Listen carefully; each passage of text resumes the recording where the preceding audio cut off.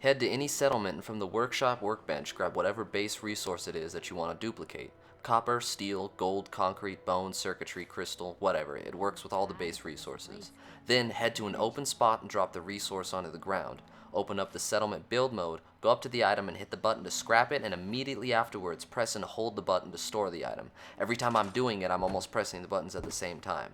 Both menus for scrapping and storing the item should pop up. While continuing to hold the button to store the item, hit yes to scrap it and yes to store it. If both menus did not appear, just back out of whatever menu is there and try again.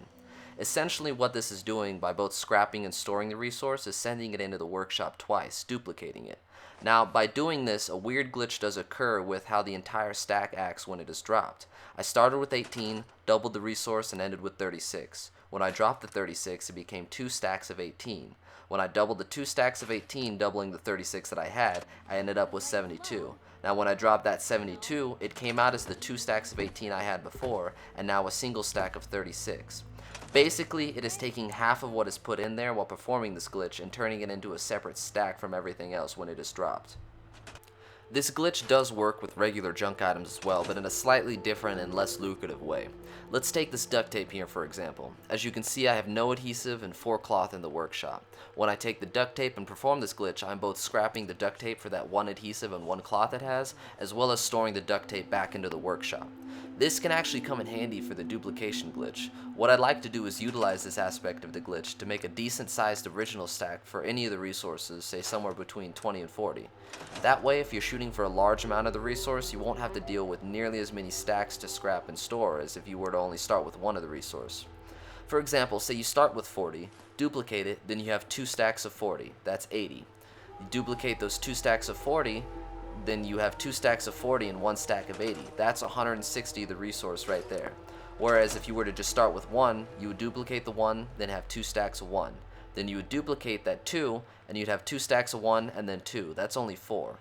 In the long run, it just saves you a lot of time and effort not having to deal with so many stacks if you're wanting to get into thousands or tens of thousands for any resource.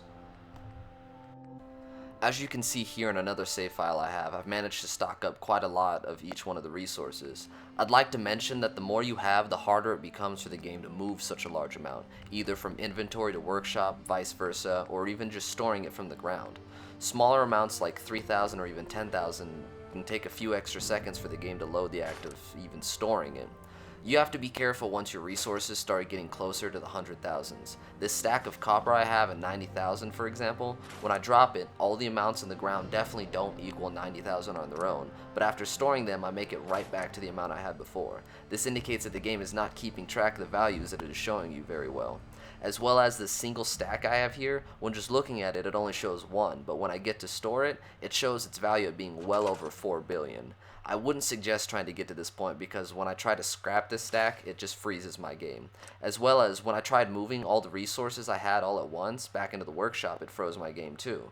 So be careful when you start getting everything into the 50 to 90 thousands. Now for the second part of this video, I'll be showing you an easy way to gain experience. This does require you do the previous glitch to obtain an obscene amount of copper to do this trick right. To start off, you'll need to get the Picket Fences magazine that allows you to build the copper statues. This is located in the Saugus Ironworks, northeast of the National Guard training yard and just north of Finch Farms. Once you get there, you'll probably find a number of bad guys called the Forged. They can be pretty tough, so either fight them or try to sneak past them. You need to make your way all the way through to the room with the giant vat of molten material and several catwalks above it. If you've never been here before, upon entering this room, you'll encounter their leader in power armor trying to get a boy from Finch Farms to kill a man who's been tied up. There's not much you can do to avoid either helping them kill this man or fighting them. You can try to run around all the gunfire, but it is a pretty small room, so you might just have to end up fighting them. On the catwalk right above the vat, where the guy with the power armor will be, you'll find a trunk on a little stand with a bobblehead on top of it. Just underneath that trunk, you'll find the Picket Fences magazine. Yours will tell you that you've unlocked the statues when you pick it up. I've already picked this one up, so I didn't get to see the text again. Once you have the magazine and an obscene amount of copper, head to one of your settlements. A small one would be better. I've already got Hangman's Alley set up for this, so I'll head there. What you want to do is completely fill up the settlement size. Since not a whole lot was here, but it was pretty crowded, I just scrapped everything, then filled it up with small copper statues. Once you can only build one more thing, find a nice place for the statue and begin to build and scrap it as fast as you can. We want the statues because they only cost copper and you get 30 experience for each one you build. This is the method I used to climb all the way up to level 131. And that about does it for this video. I hope it helps. If you guys and gals have any questions, comments, or suggestions, feel free to hit up the comments section. Thank you for watching.